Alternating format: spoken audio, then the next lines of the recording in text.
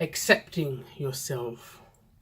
That's a quite hard thing to do for a lot of us. I spent many years growing up not accepting myself.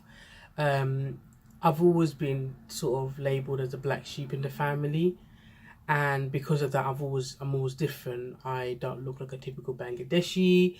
I was too tall for a Bangladeshi. I'm always so loud, so therefore I must be stupid, according to some people when I was growing up.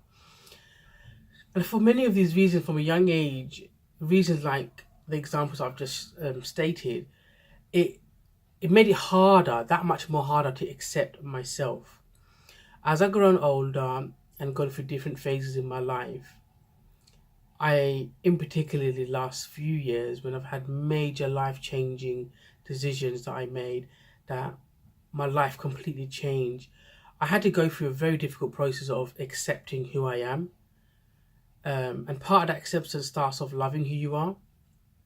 It wasn't that I lacked confidence per se, but I struggled to not love parts of me because of experiences and the people that I ended up being around for many, many years. And if once you start to accept yourself, then you look for respect, right? Respect is something that's incredibly important to me. And if somebody's not going to give you respect, then you can't get upset about every person who doesn't. But you make sure that you don't stop giving respect to people and don't let that make you change yourself. There's going to be loads of people who won't accept us for who we are. I experience this every single day on some level or the other. Whether it's at home because I'm just so different to my family, whether it's at work because I'm bold, I visibly look different, or people feel threatened by my skills and my abilities, whether it's all the extracurricular activities I do in those environments and people can't handle maybe how strong I am or how I'm able to juggle certain things, whether it's my friend circles who can't accept who I am because there's an element of envy or jealousy coming into that. There's a range of issues, and I use myself as an example to demonstrate to you that there's going to be people out there who don't accept you, and that's fine.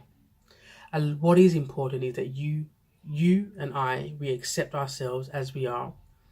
We find peace with that, because once we do, our self-esteem, our confidence is going to shoot out through the roof. It's going to allow us to know how to handle ourselves and how to go about our business. So remember, accepting yourself is the most primary and important thing to do. And for those who choose not to accept you, well, you don't need them in your life. I don't need them in their life. They can go and jog on, right? But accepting yourself is incredibly important, because once you accept yourself, you start loving yourself.